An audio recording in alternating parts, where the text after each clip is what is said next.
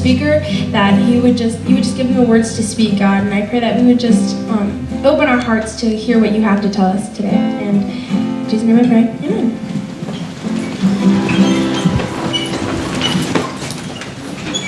Thank you, praise team, great as always.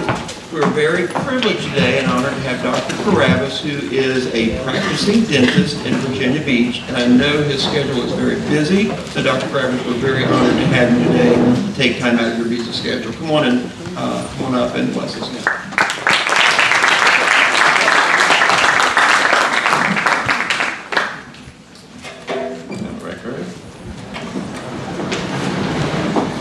Excellent. Excellent, excellent. Yeah, perfect, perfect.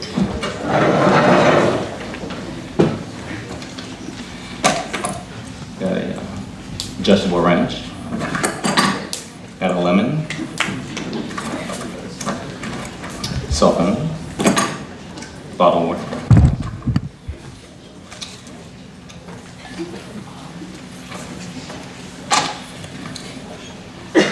Okay.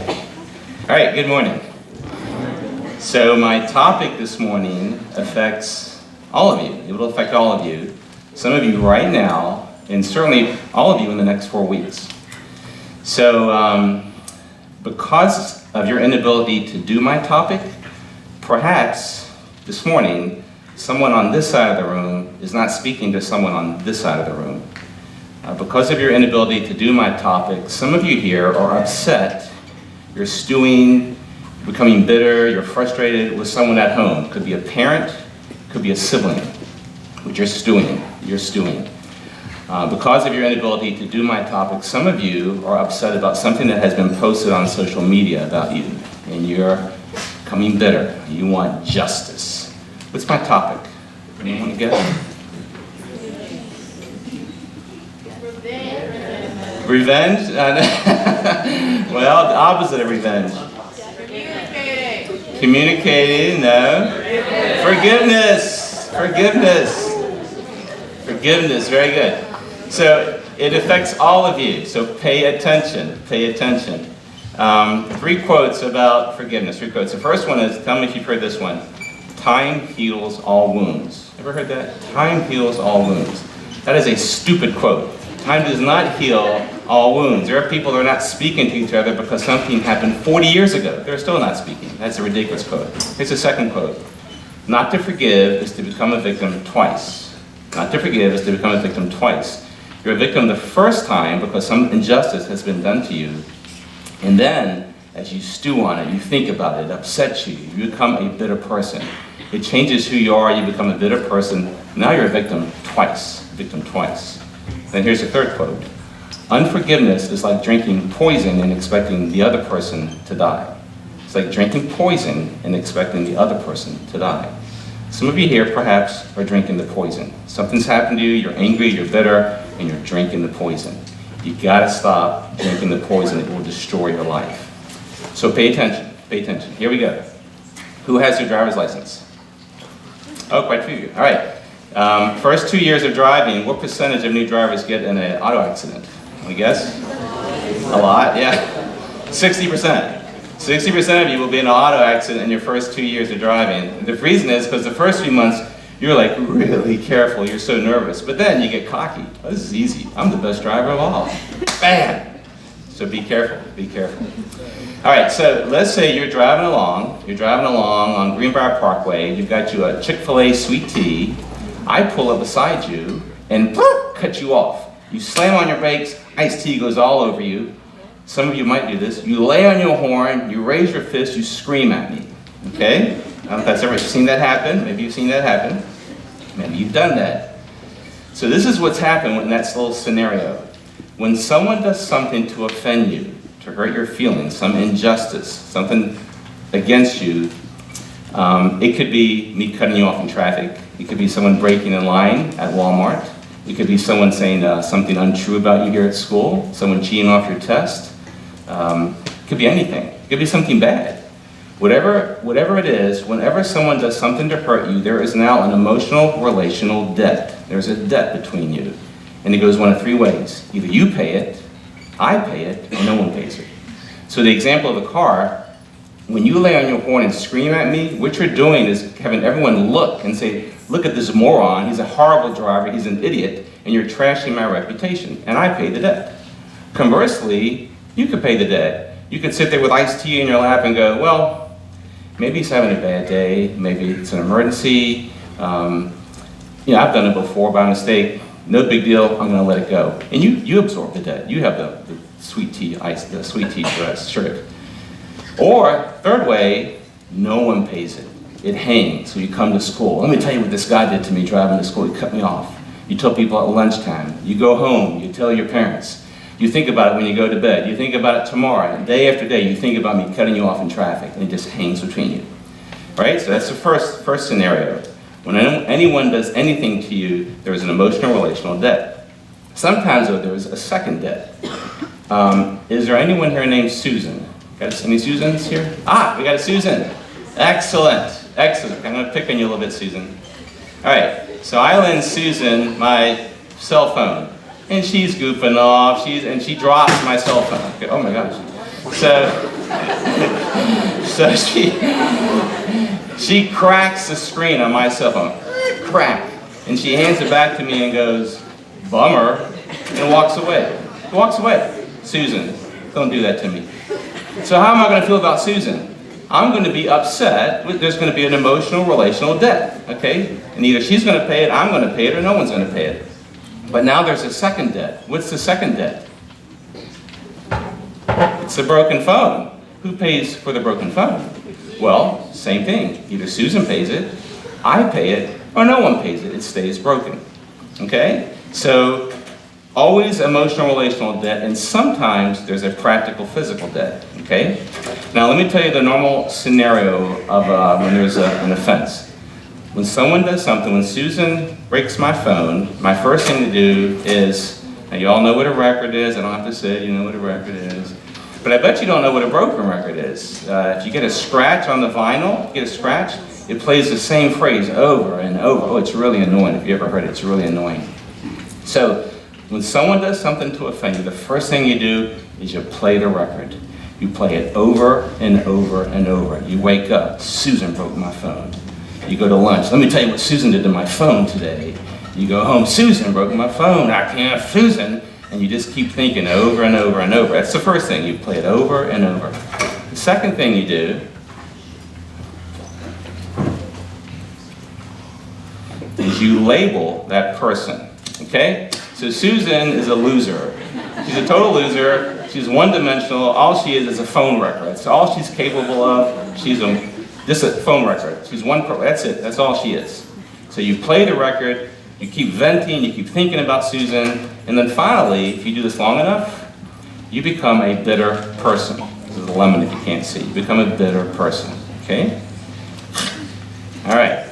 So everyone with me? Everyone with me? You got this? Okay, two kinds of debts, all right? Emotional, relational debt. Play the record, label the person, become bitter. All right. So that's the kind of the fundamentals of what happens when something happens to you. Now, the question is, how do you forgive? How do we forgive? So I'm going to give you the biblical view of how to forgive. I don't know how non-believers forgive. I really don't know how they do it. So in Matthew 18, Peter goes to Jesus and says, Lord, how many times should I forgive? Up to 7 times. And what Peter expected Jesus to say was, oh, disciples, come gather around. Peter just asked me how many times should he forgive his brother? How many times should he forgive Susan? He didn't say 2 times or 4 times or 6. He said 7 times. Oh, Peter, well done. That's what he expected Jesus to say. But he didn't. What did he say? You'll remember? Yeah, not 7, 70 times 7. And when he said that, the disciples would have been, what? What are you talking about? This is first century Roman Greco culture. This is an eye for an eye, a tooth for a tooth, and a claw for a claw. We don't do forgiveness over here. We do revenge. We do revenge. It seems like it's still that way in the Middle East. There's lots of factions, a lot of tribal anger and hate, generational hate, and we do revenge. We want revenge. At one point when Jesus told them that in Luke, they said, increase our faith. We don't know how to do that. How in the world am I going to forgive someone 70 times 7? And he told them a story. Do you remember this story? There was a king that had a servant that worked in his government, and he called him in to make an account, check on his accounts. Well, this guy, this servant, was either A, colossally stupid or colossally corrupt, because he owed the king, the Bible says, 10,000 talents. Now, we don't know if that's silver or gold. If it's silver, it's $200 million. And if it's gold, it's $3 billion. That's a lot of money. So the king says, throw him and his family in jail. Well, he starts begging, please, he's terrified. He's absolutely terrified. He starts begging, please give me a chance, I'll pay it back, which is ridiculous. The only person that had that much money was the king. He didn't have that money, but he begs. Well, the king, inexplicably, goes, shit, I'm writing it off. I will absorb the debt. I will take the loss. You're free to go. So he walks out. He can't believe his good fortune. He's so excited. Walks into the street. He meets a friend that owes him $100, $100, and he grabs him and says, pay me back. And the guy, just like he did to the king, says, please give me a chance, I'll pay it back. And he says, no, no, and he throws the guy in jail. Well, the king finds out, doesn't end well for him. It doesn't end well at all. So in the story, who's the king? God. God is the king. Who's the first servant? It's all of us. We're the first servant. We owe God $3 billion because of our sin. And then the second servant is Susan, the person that did something that offends us. Now, here's the problem with the story.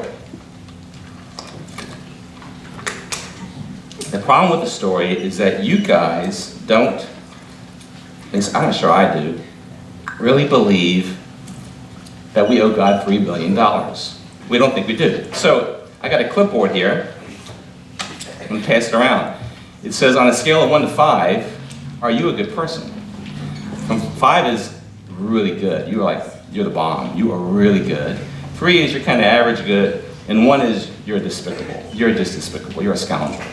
If I pass this around, I guarantee you all of you would check 4 or 5. Some of you might check 3, but nobody's checking 1 or 2. Nobody's checking 1 or 2. Nobody. Because you're a good person. You're good. Look at you. You're good people. You're good people. And the truth is, in comparison to people in jail, felons that have murdered and abused and hurt people, you are a good person. But you have a dark side. You have a dark side. The legend has it Mark Twain sent a telegram to 7 of his friends, and it was just for a joke, but he wrote in the telegram, all has been discovered, flee. All has been discovered, flee. 6 of them left the country. Left the country because they had things they were hiding, and they left. They were so terrified. We all have a dark side. We all, when you're well rested and you're comfortable and you're well fed like you are now, oh yeah, you're good. But put you in the vice, put you in a tense situation under difficult circumstances, you will think bad things, you will say bad things, you will have bad motives. We all have a dark side. And so if I were to pass this around and ask you in comparison to God, are you a good person? You should check 1. I would check 1. I would check minus 1,000. That's what I would check. Because I am so far from God. I am so distant. So let me further explain this point. I saw this picture 2 years ago. I couldn't find it. I wanted to show it to you, but I couldn't find the picture. But I think this picture summarizes where you stand before God. The picture is an elderly woman. She's got a big coat on. She's got a scarf over her head. She's got this big brown suitcase. Imagine this. She's in ankle-deep snow. There are railroad tracks. And she's standing in front of this big barbed wire fence. And over the gate it has a sign that says, "Work will set you free." Anyone seen this picture? Anyone seen this picture? What do you think it is? Auschwitz. It's in Germany, Auschwitz concentration camp, World War II. I think you all know about the Holocaust and what the horrible things that happened there. So this woman, this is probably 1942, the woman is Jewish, and she's going into that camp. She's probably thinking, well, I'm going to go in there, they're going to take my bag, I'm going to work for a few years, the war will end, they'll give me my bag back, and I'll go home. That's what she was thinking. But she didn't know that she would never come out of that camp, not an elderly person. She was either starved, shot, or gassed. She never came out. She died in that camp. It was a death camp. So when you and I die, we will go, and you're going to die, unfortunately. You're going to die, and you're going to go before the gates of hell. And you're going to be there with your little suitcase of good works, all the good things you did. And Satan will be at that gate, and he'll be sitting there mocking you, saying, oh, you think you're good? Well, let me list all the things you did, all the things you thought, every bad motive, every bad thought, every racist, sexist, classist thought you ever did. Oh, he's just going to start listening one after another, and he's going to be delighted. He will say, you're coming into my camp forever, and you will never come out. But if you are a believer, you will feel a hand on your shoulder, and you will turn, and it will be Jesus, and you will hear him say, Satan, this one's mine. This one is mine, and he will usher you into the kingdom of God. Because see, Jesus went on that cross, and he got absolutely crushed. The wrath of the Father that was going to fall on you and me because of our $3 billion of sin, it fell on him. He got crushed. He said 7 things on the cross. The 6th one was, it is finished. But in the Greek, it translates, it is paid. He paid the debt. He paid your debt, and he paid my debt. And so the story is, because of the great debt that God has forgiven us, we need to forgive others. So this is how it works. Let me make sure I'm on track here. Good. So you can see my first slide. Okay. So greater debt, lesser debt, revenge, restoration. The greater debt is what you owe God. It's $3 billion worth of sin. All the sins you're going to commit in your lifetime. That's the greater debt. The lesser debt is anything that bad happens to you. It's Susan breaking your cell phone. It's someone banging into your car. It's someone spreading gossip about you. It can be something bad. It can be someone actually hurting you. But whatever it is, I assure you it's lesser as opposed to the greater. The greater debt is so huge, what Jesus did for you, it's a lesser debt. Now your normal tendency is it restoration or revenge? It's revenge. I hope Susan gets what she has coming to her. I hope someone scratches her phone. I hope she gets what's coming to her. He does not deserve this. You go for the revenge. A natural tendency of your heart is revenge. If you can forgive, though, if you will forgive, your heart will go to restoration. And what I mean by that is, you will want that person to be restored to a healthy life. I will want Susan to be a healthy person. I want Susan to live a great life. I want her to become a believer and to be healthy, to take care of other people's phones. And the way you know you've forgiven someone is when you look at the phone, if I go, Susan, I haven't forgiven, I still want revenge. But if I look at the phone and think, I hope Susan's doing better. I hope she's taking care of other people's things. I hope that she's following the Lord. I hope she's having a great life. Is Susan broken? Of course she is, but so am I. So am I. That's how you know you've forgiven. When your heart goes to restoration, when the person is more important than the damage, the accident, the injustice. That's how you know you have forgiven. So, how do you do it? Let me see my next slide. All right, it's 4 parts. Experience God's forgiveness, decide to forgive, stop playing the record, unlabel the person. So, the first one. This $3 billion worth of debt, this Jesus Christ on the cross, this death camp, this has to soak into your heart. It has to become real to you. For some of you, it is real. For other of you, it's like, It has to become real. And the way it becomes real is you've got to think about it. You've got to read the Bible. Maybe go to a Bible study. Meditate on it. Talk to your friends. You got to work it in. You got to work it in. That is the key. You've got to experience God's grace. You've got to experience the $3 billion that was forgiven. Just like the servant in the story had the $3 billion debt lifted. You got to experience that. It has to become real. It has to saturate your life. It has to be the pattern of your life. The second thing is you have to say, I'm tired of drinking the poison. I'm tired of drinking the poison. You have to decide to forgive. I want to stop drinking the poison. I want to forgive. That's the second step. The third step is you stop playing the record. So you go to class and you want to tell everyone about Susan, you don't do it. So her name comes up in conversation, you don't say a word. You stop yourself from playing the record. And the fourth one is you unlabel the person. You begin to see Susan as a whole person. Broken, yes, but so are you. And you work at it. This doesn't happen. Sometimes you can work through it in a few days. Sometimes it may take a few weeks. It could take months or years. But you work at it, you work at it, you work at it. And eventually, chink, chink, chink, you pay the debt. You absorb the debt too. You get to the point where you think, I hope Susan is doing better. I hope she's having a great life. it's very freeing. It's a wonderful thing. Now let me say, I don't have time to go into this, justice. Well, that means Susan gets a free walk, that she not have to pay for my phone. Can you seek justice? If I crash into your car, does that mean, am I saying, well, you have to forgive me, I don't have to pay for your car? I would suggest to you, as I look at the Bible, that you must always pay the emotional relational debt. You must always forgive Susan emotional relationally. However, if you've done that, you can make Susan pay for your phone. You can make me pay for your car, but not out of revenge, out of restoration. You want that person to learn to be responsible. You're not after him for revenge, out of restoration. If you've worked through it and you truly have forgiven them, you have the right for justice. You can seek justice. It's fine to do that. Let me close with 2 stories. These are great stories. In 1980, I was in Richmond, living in Richmond, and my good friend Jim had just bought a brand new car, a white Ford Escort.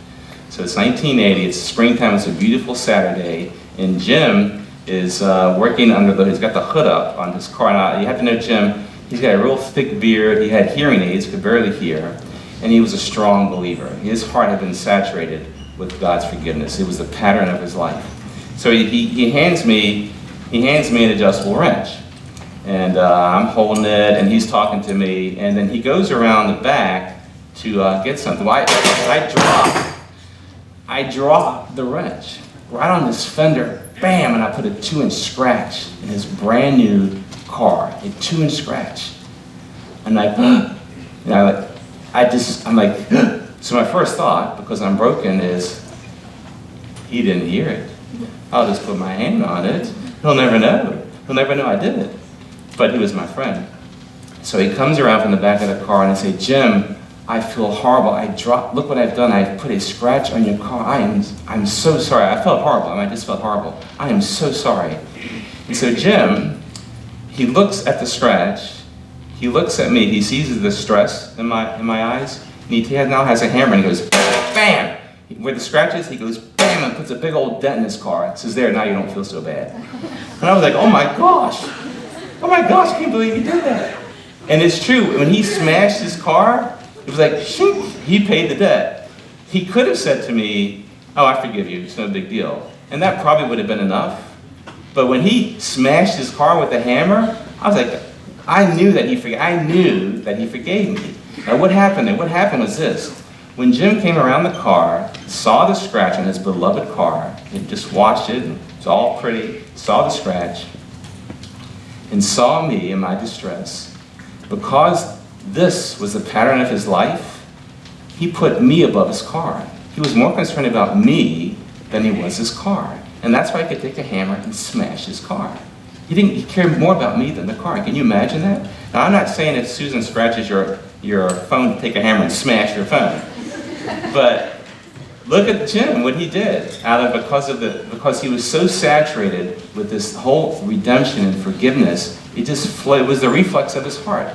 It was the way he responded. He didn't respond out of revenge, he responded out of restoration, because he had been working on it, because it was the pattern of his life. It was the rhythm of his heart. So you need to work it into your heart. The second story, I went to Virginia Tech. Who's going to Virginia Tech? Anyone going to Virginia Tech maybe? Got a couple of hands? Okay, great. Go Hokies. So, first 3 years I lived on campus. Last year I got an apartment with a friend, but he couldn't come back because of financial issues, so I had an apartment but no roommate. So I met a guy named Steve that summer, and went and saw the first Star Wars movie in 1977. And this guy was a great guy. He was going back to Tech. He didn't have a place to live, and I thought, hey, come live with me. Perfect. So we drove up and moved into the apartment, and within 2 months, he hated my guts. He just hated my guts. Now, partly it's because I'm not the most sensitive person in the world, but partly it was because he was ultra sensitive. And so I would get home from class, and he did something I had never experienced before. He'd be sitting there on the couch, he had blue eyes, these cold blue eyes, and he'd be sitting there, and I'd come in, and he's obviously upset about something. And I'd say, Steve, what's wrong? Nothing. I'd say, well, obviously, I've done something. You're upset. What did I do? Nothing. He wouldn't say a word. So I'd go to my room and I'd lay on the couch on my bed and I'd go, what did I do, God? What did I do? And this happened. This went on all year long. It was just misery. It was just pure misery living with him. And we just weren't a good match. It wasn't totally his fault. It was partly mine as well. So, but I remember graduating and loading up the car, shaking his hand. I remember driving away thinking, I'm done with Steve. Thank the Lord. Thank the Lord. So fast forward 5 years. Now I'm living in DC, and I get a phone call on a Friday night from a friend of mine. I know she and her husband very well, and she's going through a divorce. And she's really upset. She's sobbing, I'm sobbing, and she tells me some of the things that her husband, or soon-to-be ex-husband, has said to her, some really hurtful things. And so we hang up the phone, and I'm really angry. I have a very long fuse. I don't get angry, but I was really angry that night. And I thought, I'm going to call him and give him a piece of my mind. I want revenge. I want revenge. So I reached for the phone, and as I reached for the phone, I felt like God said, have you forgiven him? And I went, no, I'm not forgiven. I'm not forgiving him. No way. And so I reached for the phone a second time, and then I felt like God said, have you forgiven Steve from 5 years ago? And I went, oh, absolutely not. There is no way I'm forgiving him. Are you kidding me? The way he treated me, I'm not doing that. And I crossed my arms and I stared at the phone. Not doing that.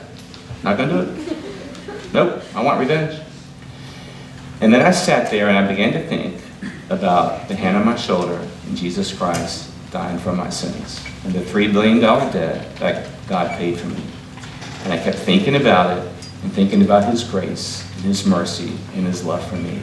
And my heart began to melt, and it began to melt, and it began to melt. And after about 20 minutes, I took up the phone, and back then you would dial 411 to get information to look up a phone number. And I called Blacksburg, because I heard Steve was still living in Blacksburg.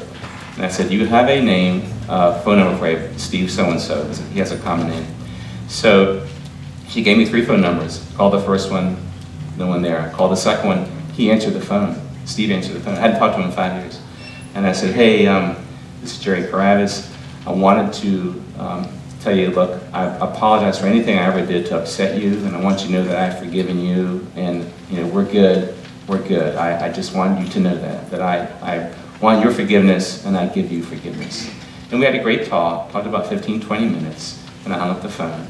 And when I hung up the phone, I had joy. The revenge was gone. Revenge was gone. I had joy. I stopped drinking the poison. I stopped drinking the poison. And so can you. So can you. Let me close in prayer. Lord, I pray that we would all see your grace for us, that we will see your incredible love, what you did on that cross for us. We owe you a debt we can never pay. No one here is good, no, not one. We're all broken and messed up. But you love us yet. You love us dearly. So teach us, Lord, to forgive. Let it become the pattern and rhythm of our lives. Let it be the normal reflex when things are done to us because of our great love for you. In Jesus' name, amen. Go get it. Thank you, Dr. Caravas, and you guys are dismissed. I hope you have a great day.